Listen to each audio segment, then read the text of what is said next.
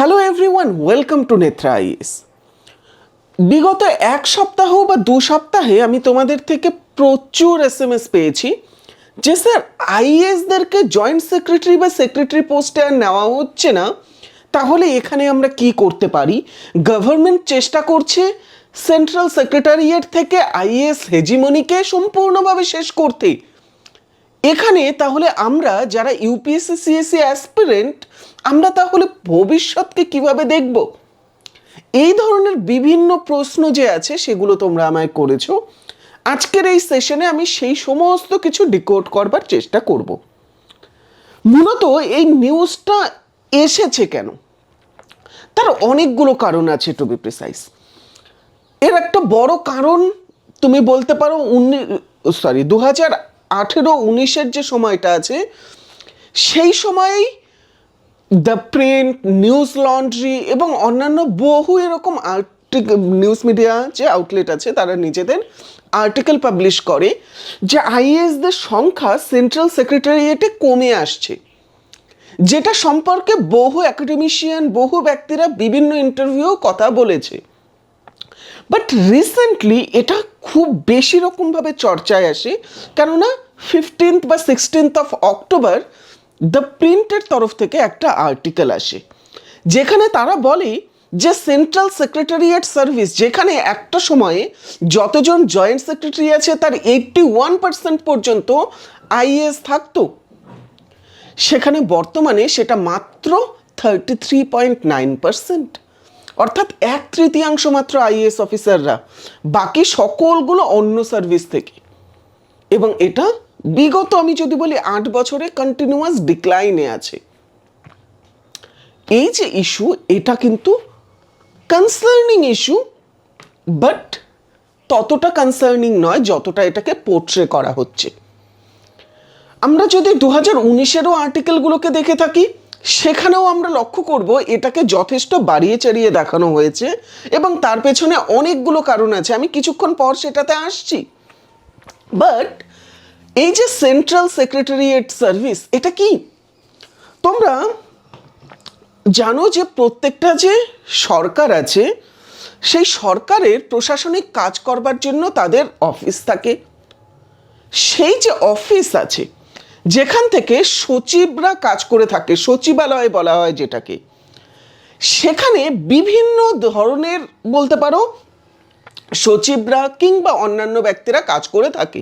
Recently তোমরা পশ্চিমবঙ্গ সরকারের তরফ থেকে ক্লার্কশিপের এক্সাম হবার কথা, সেগুলো সেখানে ক্লার্কশিপের হিসেবে তোমরা নবান্নতে ডাইরেক্টলি পোস্টেড হবে কিংবা রাইটার্সে, এবং সেই হিসেবে সেগুলো সচিবালয়, সেটা পশ্চিমবঙ্গের রাজ্য সচিবালয়। বাট কেন্দ্রের ক্ষেত্রেও সেই সচিবালয় আছে, যেটাকে আমরা সাউথ ব্লক এবং অন্যান্য বিভিন্ন ব্লকে সেগুলো ভাগ করা আছে। এই যে সচিবালয়গুলো আছে, সেখানের কিছু পদ হয়ে থাকে, তোমরা বিভিন্ন পদ সম্পর্কে শুনেছো। তো যেরকম তোমরা যদি উদাহরণ হিসেবে নাও, তোমরা এলডিসি বা লোয়ার ডিভিশন ক্লার্ক পদ সম্পর্কে শুনেছো, সেটা সচিবালয়ের সবচেয়ে নিচু পদের। ইনফ্যাক্ট এমটিএস যে আছে, এমটিএস এর থেকেও কিন্তু এই সচিবালয় যে আছে সেখানেও তোমরা পোস্টেড পেতে পারো। একই রকমভাবে তারপরে আপার ডিভিশন ক্লার্ক হয়ে থাকে, অ্যাসিস্ট্যান্ট সেকশন অফিসার এএসও যে হয়ে থাকে, যেটা সিজিএল থেকে হতে পারবে, সেটা প্রত্যেকটা সচিবালয়ে হয়ে থাকে। এএসওর পরে সেকশন অফিসার বা এসও, এই এসও পর্যন্ত যথেষ্ট কিন্তু পরিচিতি থাকে। বাট এর পরেরগুলো তোমাদের মধ্যে অনেকেই জানো না। তো আমরা যদি দেখি এর পরে না আন্ডার সেক্রেটারি বা আন্ডার সেক্রেটারিজ বলে একটা কিন্তু পোস্ট থাকে, এবং এটার পরে যাওয়া খুব কঠিন হয়ে পড়ে সিভিল সার্ভিসেস বাদে অন্য কোনো সার্ভিস থেকে গেলে। অবশ্যই তুমি সিজিএল দিয়ে এএসও হিসেবে জয়েন করে তুমি জয়েন্ট সেক্রেটারি পর্যন্তও পৌঁছতে পারবে, বাট রেয়ারলি সেটা ঘটবে। বেশিরভাগ ক্ষেত্রে এই যে ওপরের পদগুলো আছে, ডাইরেক্টর যে পদগুলো আছে বা ডেপুটি সেক্রেটারি যে পদগুলো আছে, এইগুলো এক একটা মন্ত্রণালয়ের এক একটা ডিভিশনকে হেড করে, এবং এই পদগুলোতে জেনারেলি ড্যানিক্স কিংবা আইএস কিংবা অন্যান্য বিভিন্ন সিভিল সার্ভিসেসের যে ক্যান্ডিডেটরা আছে, যারা কিনা অলরেডি বহু বছর কাজ করে এসছে, তারা প্রমোটেড হয়ে এখানে আসে। এরপরে তারা আবার প্রমোট হয় এবং জয়েন্ট সেক্রেটারিতে আসে। এই জয়েন্ট সেক্রেটারির অধীনে অনেকগুলো ডিভিশন থাকে এবং সবগুলো ডিভিশন মিলে একটা উইং তৈরি হয়। সেই গোটা উইংয়ের হেড থাকে এই জয়েন্ট সেক্রেটারি। বিশাল পাওয়ারফুল এটা একটা পোস্ট। এই জয়েন্ট সেক্রেটারির পর তারপরে অ্যাডিশনাল সেক্রেটারি হয়ে থাকে। এই যে অ্যাডিশনাল সেক্রেটারি আছে সে অনেকগুলো উইংকে দেখে থাকে এবং এই অ্যাডিশনাল সেক্রেটারির পর একটা মন্ত্রণালয়ের বা একজন মন্ত্রীর পরে সেই সম্পূর্ণ মন্ত্রণালয়ের সবচেয়ে বেশি শক্তিধর ব্যক্তি যে থাকে সে হলো সেক্রেটারি। সে সেই সম্পূর্ণ ডিপার্টমেন্ট যে আছে সেটার কিন্তু এক প্রকারে অ্যাডমিনিস্ট্রেটিভ হেড থাকে। তার উপরে মন্ত্রীরা থাকে। এবার মন্ত্রী মিনিস্টার অফ স্টেটও হতে পারে, ক্যাবিনেট মিনিস্টারও হতে পারে, সে যে কোনো ধরনের মন্ত্রী হতে পারে, সেই মন্ত্রীরা থাকে। তো এই যে ওপরের তিনটে পদ সেক্রেটারি, জয়েন্ট সেক্রেটারি এবং সেক্রেটারি, অ্যাডিশনাল সেক্রেটারি এবং জয়েন্ট সেক্রেটারি, এই পোস্টগুলোতে বেশিরভাগ যে অফিসার আছে তারা সবসময় আইএএস হতো। তুমি যদি এই একই পদগুলো রাজ্য সরকারের ক্ষেত্রে দেখো, বেশিরভাগ অফিসার অবশ্যই কিন্তু আইএএসই পাবে। সেন্ট্রাল গভর্নমেন্টও এটাই ছিল, যেটা 2016 পর থেকে পাল্টাতে শুরু করে। আমরা যদি লক্ষ্য করে থাকি এই যে পদগুলো আছে এদের ওপরে প্রচুর ক্ষমতা থাকে এবং আসলেই এরা কিন্তু সেই বাবু কালচার যে বলা হয় সেই বাবু হচ্ছে এরা। এবার এই যে বাবুরা আছে তাদের হাতে গোটা মন্ত্রণালয় চালাবার ক্ষমতা থাকে এবং জেনারেলি মন্ত্রীরা তাদের কথাতেই চলে। কিন্তু এই যে ব্যক্তিরা আছে তারা যেটা বলছে সেটা কমপ্লিটলি ডিপেন্ড করবে মন্ত্রী কিভাবে কাজ করতে চাচ্ছে তার উইলের ওপরে। অবশ্যই পলিটিক্যাল উইল সবচেয়ে বেশি ম্যান্ডেটরি হয়ে থাকে যে কোনো প্রোগ্রাম পলিসি ইমপ্লিমেন্টেশনের ক্ষেত্রে। তো এবার এই যে পদগুলো আছে এই পদগুলোতে জেনারেলি আমরা আইএএসদেরকে দেখে থাকতাম। তার একটা বড় কারণ হচ্ছে এখানে পলিসি তৈরি করা হয় এবং আইএএস হিসেবে শুরুতে এসডিএম, ডিএম বা কমিশনার হিসেবে তুমি যখন বিভিন্ন জায়গায় পোস্টেড থাকবে তুমি লক্ষ্য করবে তোমার কাজ হচ্ছে বিভিন্ন পলিসিগুলো ইমপ্লিমেন্ট করা। অর্থাৎ তুমি গ্রাউন্ড লেভেলে কাজ করে অভ্যস্ত এবং সেই হিসেবে তুমি কিন্তু আলটিমেটলি সেন্ট্রাল সেক্রেটারিয়েটে যখন যাচ্ছ তুমি বুঝতে পারছো লোকজনের সমস্যাটা কি এবং সেই হিসেবে পলিসি তৈরি করতে পারছো। তাই আইএএসদের শুরুর থেকেই প্রেফারেন্স দেওয়া হতো এবং একবার যখন এটা একটা নর্ম হয়ে যায় তারপরে সম্পূর্ণ, যেহেতু বেশিরভাগ আইএএস অফিসার তাই তারা নিয়মও সেরকম করে দেয় যে আইএএসরাই বেশি সুযোগ সুবিধা পাবে। বাট 2016 নাগাদই অলরেডি সরকার বুঝতে পারে যে শুধু আইএএসরা থাকার কারণে মনোটোনাস হয়ে যাচ্ছে সম্পূর্ণ সেক্রেটারিয়েট এবং তাদের টেকনোক্র্যাটের প্রয়োজন আছে। অর্থাৎ তাদের সাবজেক্ট স্পেশালাইজেশন দরকার। একজন আইএএস অফিসার যে কিনা হিস্ট্রি অনার্স নিয়ে পড়েছে সে আইএএস হয়ে গিয়েছে তাই বলে সে এখন এগ্রিকালচারাল মিনিস্ট্রিতে জয়েন্ট সেক্রেটারি হতে পারে না, কেননা তার এগ্রিকালচারের ব্যাকগ্রাউন্ড নেই। এখানে এমন একজন ব্যক্তি যে এগ্রিকালচার নিয়ে আছে তার যথেষ্ট বেশি এক্সপার্টিস থাকবে। এই ধরনের ভাবনাগুলো সরকারের মধ্যে আসতে থাকে, যার ফলে তারা সরাসরি বাইরে থেকে বিভিন্ন বলতে পারো প্রাইভেট সেক্টরের ব্যক্তিদেরকে ল্যাটারাল এন্ট্রির মাধ্যমে এখানে আনতে শুরু করে। বাট শুধু তাদেরকেই আনতে শুরু করে না, সরকার এই ক্ষেত্রে অন্যান্য যে সার্ভিসগুলো আছে, তোমরা জানো ইউপিএসসি দিয়ে 24টা সার্ভিসে নিয়োগ হতো, এখন কমে এসছে, আইআরএমএস আলাদা হয়েছে, বাট 24টা সার্ভিসের নিয়োগ হতো একটা সময়। এবার ওই যে সার্ভিসেসগুলো আছে সেখান থেকে যে যারা ক্যান্ডিডেট সিলেক্টেড হয়েছে তাদেরকে এখানে আনা হচ্ছিল। বিভিন্ন আইপিএসদেরকে হোম সেক্রেটারিয়েটে আনা হচ্ছিল। রেলের ক্ষেত্রে বিভিন্ন রেলওয়ে ম্যানেজমেন্ট সার্ভিস বা সেই সময়ে railway traffic service, personal service এবং অ্যাকাউন্ট সার্ভিস থেকে আনা হচ্ছিল। ফাইন্যান্সের ক্ষেত্রে Indian audit and account service IAAS যে আছে সেখান থেকে। Ministry of telecommunication and broadcasting যে আছে সেটার ক্ষেত্রে আমরা লক্ষ্য করতে পারছিলাম ইন্ডিয়ান ইনফরমেশন সার্ভিস বা IIS যে আছে সেখান থেকে নেওয়া হচ্ছিল। সেই হিসেবে অন্যান্য সার্ভিসেস থেকে প্রচুর আসছিল, বাট সবচেয়ে বেশি আসছিল রেলওয়ে সার্ভিস থেকে। এবং এরকমও নয় যে রেলওয়ে থেকে শুধু রেলওয়েতে আসছিল, রেলওয়ের ব্যক্তিরা হর্টিকালচার মিনিস্ট্রিতে চলে যাচ্ছিল। অ্যাকাউন্ট্যান্ট অডিট সার্ভিসের ব্যক্তিরা এগ্রিকালচারে চলে যাচ্ছিল, এরকমও দেখা যায়। তো অ্যাকচুয়ালি যে টেকনোক্র্যাট আনা হচ্ছিল সেটা না, কারণ আমরা এটা নাম্বারের হিসেবে যদি দেখি সেক্ষেত্রেও আমরা লক্ষ্য করব, আমরা 2019-এর সময়ে যদি দেখি আমাদের টোটাল 228টা অফিসার ছিল যারা কিনা সেই সময়ে জয়েন্ট সেক্রেটারি পদের নিয়োগ ছিল, এবং তাদের মধ্যে মাত্র বা বলতে পারো তাদের মধ্যে টোটাল রেলওয়ে সার্ভিস থেকে আমাদের ছিল 78 জন, যেটা মোটেও কিন্তু সেই সময়ে হয়ে থাকতো না। এবং এই যে এমপ্যানেলড যারা হয়েছিল জয়েন্ট সেক্রেটারি পদে, যেখানে 78টা ছিল রেলওয়ে সার্ভিস থেকে, সেখানে ইন্ডিয়ান রেভিনিউ সার্ভিস থেকে ছিল 46টা এবং আইএএস পদে ছিল 49টা, এবং সেখানে 55 জন ছিল আবার পুলিশ, ফরেস্ট, পোস্টাল, ইকোনমিক এবং ইনফরমেশন সার্ভিসেসগুলো থেকে। একই রকমভাবে আমরা যদি লক্ষ্য করে থাকি, এটা ধীরে ধীরে কিন্তু আমাদের কমতে থাকে। আমরা যদি লক্ষ্য করি, একটা সময়ে বলতে পারো 1993-এর যে ব্যাচ আছে সেখানে 72 জন মনে করো আইএএস অফিসার যে আছে তারা সিলেক্টেড হয়েছিল, তাদের মধ্যে 62 জন বলতে পারো বিভিন্ন সেক্রেটারিয়েট পদে গিয়েছে বা গিয়েছিল, যেটা 86% টোটাল ব্যাচমেটদের মধ্যে। বাট ধীরে ধীরে এটা কমতে থাকে যত পরের ব্যাচগুলোতে আমরা যাব। 1995-এ গেলে এটা মাত্র 78%-এ পড়ে থাকে। একই রকমভাবে আমরা যদি লক্ষ্য করে থাকি, একটা সময়ে তুমি লক্ষ্য করবে যে আইএএস যে আছে, রেড পোর্শন যে আছে, সেটা যথেষ্ট বেশি ছিল।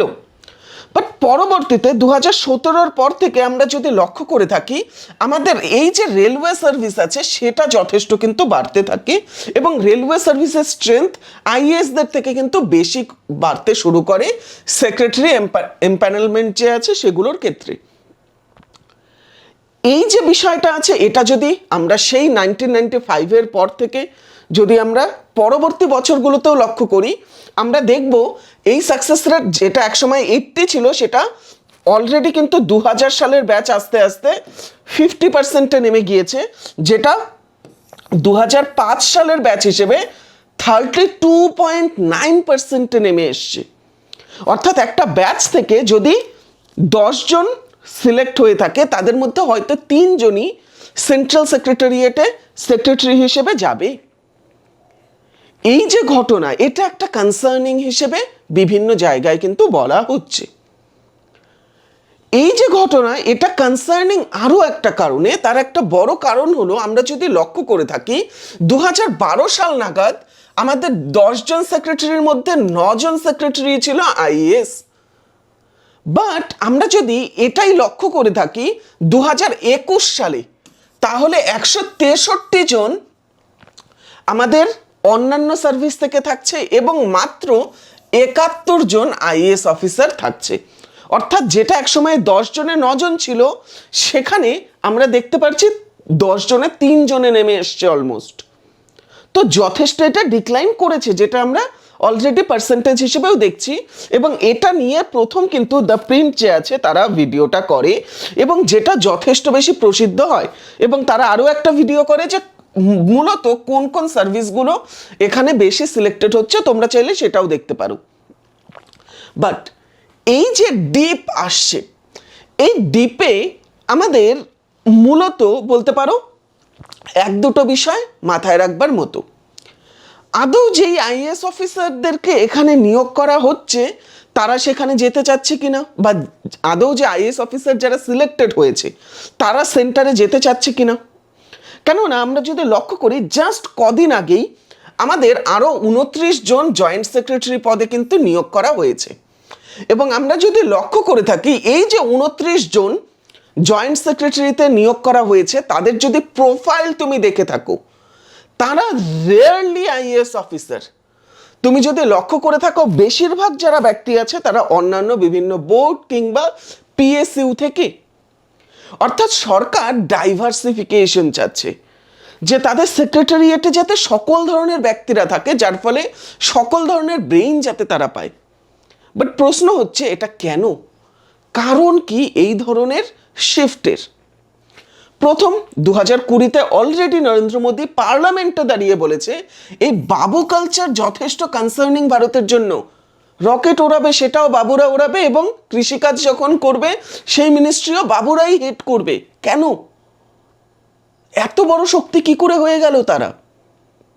এর ফলে তাদেরকে কিছুটা দমাবার প্রয়োজন আছে। দ্বিতীয়, ইন সার্ভিস টেকনোক্র্যাটদেরকে আনার একটা চেষ্টা।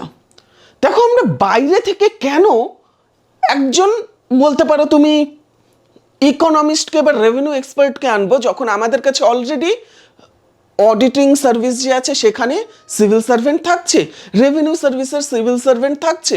তাহলে কেন আমরা বাইরে থেকে আনবো? আমাদের বিভিন্ন, একটা আইএস এর, একটা ইউপিএসসি সিএসসি এর এক্সাম দিয়ে একজন ব্যক্তি 20 বেশি পেয়েছে বলে সে আইএস হয়েছে, এবং কেউ 20 কম পেয়েছে বলে রেভিনিউ সার্ভিসে গিয়েছে, সেটা মোটেও ডিসাইড করবে না যে আলটিমেটলি তার ক্যারিয়ার গ্রাফ কি হবে, সে সেক্রেটারি হবে কি না। 20 নম্বরে ম্যাটার করে না। একই পরীক্ষায় একই রকম লিখেছে, হতে পারে সে ইন্টারভিউ একটু ভালো দিয়েছে, তাই বলে তার জীবন একদম বদলে যাবে, সেটা হতে পারে না। যারা যেই সার্ভিসে আছে তাদের সেই সার্ভিস রিলেটেড এক্সপার্টিসকে ব্যবহার করবার প্রয়োজন আছে। একই রকমভাবে এই যে আইএস অফিসাররা যারা কিনা সেন্ট্রাল সেক্রেটারিয়েটে যাচ্ছে, তারা জানে সেন্ট্রাল সেক্রেটারিয়েটে গেলে পরে তাদের সেখানে প্রমোশন কিছুটা লেন্দি হয়, এবং সেন্ট্রাল সেক্রেটারিয়েট যে আছে সেখানে যেতে ইচ্ছুকও হয় না তারা, কেননা সেখানে বেশিরভাগ পাওয়ার সেন্ট্রাল গভর্নমেন্টের মন্ত্রীদের হাতে থাকে, স্পেশালি বর্তমানের পরিস্থিতিতে। তাই আইএসরা রাজ্যে থেকেই খুশি, তারা এখন সেন্ট্রালে যেতে চায় না, কেননা তারা জানে সেন্ট্রালে গেলে তাদের হাতে ক্ষমতা বেশি থাকবে না। একই রকমভাবে সেন্ট্রাল লেভেলে তাদের যেহেতু পাওয়ার কম থাকবে, এবং তারা অলরেডি যেহেতু আগে পাওয়ার, বলতে পারো এক প্রকার এক্সপিরিয়েন্স করে এসছে, তাই তারা কম পাওয়ারে থাকতে যথেষ্ট বেশি রিলাক্টেন্স ফিল করে। একই রকমভাবে ডিওপিটি যে আছে, department of personal and training, তারা এই সেক্রেটারি পদগুলো যে আছে সেটার জন্য এক্সট্রা করে, বলতে পারো তুমি, বিভিন্ন ডিভিশন যে আছে ডিভিশনাল কমিশনারের ইকুইভ্যালেন্ট হিসেবে ডাইরেক্টর পদগুলোতে অ্যাটলিস্ট 2 বছরের ম্যান্ডেটরি সার্ভিস করেছিল। যারা যারা সেন্ট্রাল গভর্নমেন্টে ওই কমিশনার পদ ছেড়ে 2 বছরের ডাইরেক্টর পদে সার্ভিস না করবে, তারা সেক্রেটারিতে আসতেই পারবে না। এবং বেশিরভাগ আইএস অফিসাররা রাজ্য থেকেই খুশি, তারা যেতে চায় না সেন্টারে, যার ফলস্বরূপ আইএস এর সংখ্যা খুব কমে এসছে সেন্ট্রাল গভর্নমেন্টে, কেননা তাদের আলটিমেটলি সার্ভিসে লোক চাই, আইএস আসবে না তো অন্যগুলো নেব। একই রকমভাবে ট্রাস্ট করতে পারছে না বর্তমানে সরকার, কেননা এটা অলরেডি একজন আইএস অফিসার প্রিন্টকে ইন্টারভিউয়ে বলেছে যে একজন ব্যক্তি, একজন আইএস অফিসার যে পশ্চিমবঙ্গ থেকে যাচ্ছে, তাকে বর্তমানের কেন্দ্র সরকার কি করে ট্রাস্ট করবে। স্পেশালি পশ্চিমবঙ্গের বর্তমানের যে সেক্রেটারি বা অন্যান্য পদগুলোতে যা দেখা যাচ্ছে, যে তারা বর্তমানে যাতে কেন্দ্রে যখন কাজ করছে যাতে সেন্ট্রাল গভর্নমেন্টের হয়ে কাজ করে, তারা সেখানে গিয়ে পশ্চিমবঙ্গ সরকারের হয়ে কাজ করবে না, এর কি গ্যারান্টি আছে? এর ফলে সেন্টার ভয় পাচ্ছে যে রাজ্যের থেকে সার্ভিসে যারা আছে তারা এসে এখানে রাজ্যের হয়ে বেশি তরফদারি যাতে না করে। এই যে ট্রাস্ট আছে, এটা যেহেতু আইএসদের সাথে পাচ্ছে না, এর ফলে অন্যান্য সেন্ট্রাল সার্ভিসগুলো থেকে ক্যান্ডিডেটদেরকে নেওয়া হচ্ছে। এবং অবশ্যই একটা এক্সাম দিয়ে সবাই সার্ভিসগুলো পেয়েছে, তাহলে কেন একটা পোস্টে সবগুলো সার্ভিস থেকে নেওয়া হবে না? অবশ্যই নেওয়ার প্রয়োজন আছে, বাট শুধু নিলেই হয় না, এর কিছু সুফল এবং কুফলও থাকে, সেগুলোও দেখা দরকার। আমরা যদি এর সুফল দেখি, অবশ্যই স্পেশালাইজেশন বাড়ছে, বিভিন্ন দিক থেকে বিভিন্ন ক্যান্ডিডেটরা আসছে, খুব ভালো বিষয়। একই রকমভাবে আমাদের রিসোর্সগুলো যে আছে সেটাকেও অ্যালোকেট করা খুব ভালো মতো পসিবল হচ্ছে। এমন হতেই পারে যে একজন খুব ভালো candidate just because say Indian revenue সার্ভিসে আছে, সে কেন ফাইন্যান্স সেক্রেটারি হতে পারবে না? অবশ্যই হওয়া দরকার। একই রকমভাবে পার্সপেক্টিভ তাদের আলাদা থাকে, কেউ আইএস হিসেবে আলাদা পার্সপেক্টিভ দেবে, কেউ ইনফরমেশন সার্ভিসের থেকে আলাদা পার্সপেক্টিভ দেবে, আলাদা পার্সপেক্টিভের প্রয়োজন থাকে। একই রকমভাবে মোরাল যে আছে সার্ভিসেসগুলোর মধ্যে বাড়বে। কেউ আইএস না পেলে এক্সাম ওটা ছেড়ে দিয়ে বা পদ ছেড়ে দিয়ে অন্য সার্ভিসে যাবে না, আইএস এর জন্য আবার পরবর্তীতে এক্সাম লিখবে না, কেননা সে জানবে যে আইএস দিয়েও আমি ওই পদে যাব, না পেলে অন্য পদ দিয়েও ওখানে চলে যাব। তো এর ফলে ইওএল যে আছে এক্সট্রা অর্ডিনারি লিভ, সেটার সংখ্যা কমবে। একই রকমভাবে ইন্টার ডিপার্টমেন্টাল কোঅর্ডিনেশন বাড়বে। রেলওয়ে মিনিস্ট্রি যে আছে, রেলওয়ে মিনিস্ট্রির যখন সেক্রেটারি আইএস হবে এবং তারা যখন বলতে পারো লোয়ার ডিভিশন বা বলতে পারো আন্ডার সেক্রেটারি বা অন্যান্য পদগুলোতে যখন ডাইরেক্ট করবে, তাদের কাছে সেরকম নলেজ থাকবে না, যার ফলস্বরূপ কোঅর্ডিনেশন যথেষ্ট সমস্যার পড়বে। এখানে জয়েন্ট সেক্রেটারি বা অন্যান্য পদগুলো যদি আইআরএস কিংবা ওই রকমের পদগুলো থেকে থাকে তাহলে সেটা ভালো। একই রকমভাবে মনোপলি সেখানে থাকছে না, শুধু আইএসই হবে সেটা না, ল্যাটারাল যে থিঙ্কিং আছে সেটা সেখানে সম্ভব হচ্ছে।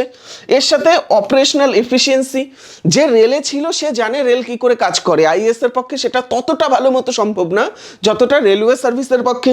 তাদের স্কিলগুলোকে ব্যবহার করা যাবে এবং অবশ্যই ডাইভার্সিফিকেশন করা যাবে। বাট কিছু খারাপও আছে। দেখো, দেশ চালাতে গেলে জেনারেলিস্ট অ্যাপ্রোচ চাই, টেকনোক্র্যাট দিয়ে দেশ চলে না, যেটা আমরা বহু দেশের ক্ষেত্রে লক্ষ্য করেছি। তাই জেনারেলিস্ট অ্যাপ্রোচ এখানে প্রয়োজন, যাতে আমরা যে পলিসি নিচ্ছি সেটা যাতে জেনারেলিস্ট অ্যাপ্রোচের হয়ে থাকে, আমরা যাতে সব কিছু একসাথে দেখে থাকি। শুধু টেকনিক্যাল অ্যাসপেক্ট দেখলে পরে পলিসি ইমপ্লিমেন্টেশন কখনোই ভালো হবে না। একই রকমভাবে আমরা যদি পলিসি কোহেশন দেখে থাকি সেটাও ঠিকঠাক ওইখানে হয়ে থাকবে না, কেননা বিভিন্ন পদগুলো থেকে আলাদা আলাদা রকম ফিডব্যাক আসবে এবং যার ফলস্বরূপ একটা খুব সুন্দর পলিসি কিন্তু তৈরি করা কষ্টকর হয়ে পড়বে। একই রকমভাবে ইন্টার সার্ভিস রাইভালরি শুরু হবে। আমরা বিভিন্ন পদগুলো থেকে লক্ষ্য করতে পেরেছি প্রধানমন্ত্রীকে চিঠি দেওয়া হয়েছে যে আমাদের পদ থেকে কেন নিচ্ছেন না, শুধু আইএস থেকে কেন নিচ্ছেন, বা ল্যাটারাল এন্ট্রি কেন করছেন, আমাদের ভুলে গেছেন নাকি। তো এই ধরনের বিভিন্ন বিষয়গুলো দেখা যাচ্ছে। ফিল্ড এক্সপিরিয়েন্স যে আছে বাকিদের কাছে থাকে না, আইএস এবং আইপিএস এর কাছে যতটা থাকে। এবং ফিল্ড এক্সপিরিয়েন্স এই ক্ষেত্রে যদি মিস হয়ে যায় তাহলে পলিসি যেগুলো নেওয়া হবে সেগুলো অনেকটা ওই ওপর থেকে দেখে পলিসি নেওয়া হচ্ছে, আমরা ফিল করতে পারবো না জনগণকে। এর সাথে ট্রেনিং যে আছে, ট্রেনিং আলাদা হওয়া দরকার এই ইসের জন্য, যেগুলো আইএসরা পেয়ে থাকে অন্যরা পায় না। একই রকমভাবে রিস্ক যে আছে পলিসিগুলো ইমপ্লিমেন্ট করবার ক্ষেত্রে, সেটার ক্ষেত্রে সমস্যা হতে পারে। বায়াস থাকতে পারে এখানে যে না এটা তো ও করেছে, ও ওই সার্ভিস থেকে, আমি এটাতে করছি না কিছু কাজ, এরকম থাকতে পারে। একই রকমভাবে ক্যারিয়ার পাথের ক্ষেত্রে ডিসপ্যারিটি হতে পারে। আমরা যেটা দেখি আইএস অফিসার 2005-এর ব্যাচগুলো জয়েন্ট সেক্রেটারি হয়ে গিয়েছে এবং অন্যান্য সার্ভিসে আমরা যদি এই 2008-এরগুলো জয়েন্ট সেক্রেটারি হয়ে গিয়েছে এবং আমরা যদি অন্যান্য সার্ভিস দেখি 2005-এরগুলো এখনও জয়েন্ট সেক্রেটারি হয়নি। কিছু কিছু সার্ভিসেও 1999-এর ব্যাচগুলোও এখনও জয়েন্ট সেক্রেটারি পদে যায়নি। এই ডিসপ্যারিটিগুলো খুব বেশি লক্ষ্য করা যাবে। একই রকমভাবে আমরা যদি লক্ষ্য করে থাকি আইএস অফিসারদের ক্যারিয়ার এবং তাদের যে ক্যারিয়ার প্রোগ্রেস হয়ে থাকে সেটার ক্ষেত্রে সমস্যা হয়ে থাকবে এবং অবশ্যই অ্যাডমিনিস্ট্রেশনে চ্যালেঞ্জ আসবে। কেননা যখন ওপর থেকে কেউ তোমায় ডাইরেক্ট করছে, তুমি আইএস হিসেবে ডিএম হিসেবে আছো এবং যে তোমায় বলছে সে অলরেডি গ্রাউন্ডে তার এক্সপিরিয়েন্সই নেই, তখন সেখানে কিন্তু সমস্যা হবারই থাকবে। তো এই ধরনের বিভিন্ন ইস্যুগুলো দেখা যাবে, বাট আলটিমেটলি সরকারকে কিন্তু এই দুটোর মধ্যে একটা ব্যালেন্স নিয়ে আসতে হবে এবং আইএসকে 33 না রেখে চাইলে পরে 40-45% রাখা যেতে পারে। বাট এর জন্য আইএসদেরকে যেতে হবে সেন্টারে, তারা যদি যেতেই না চায় সেটা পসিবল নয়। তো আশা করছি বিষয়টা বুঝতে পেরেছো। যদি বুঝতে পেরে থাকো এটাই তোমাদের সেশনের শেষ। হ্যাভ এ গুড ডে হেড সকলকে। Thank you.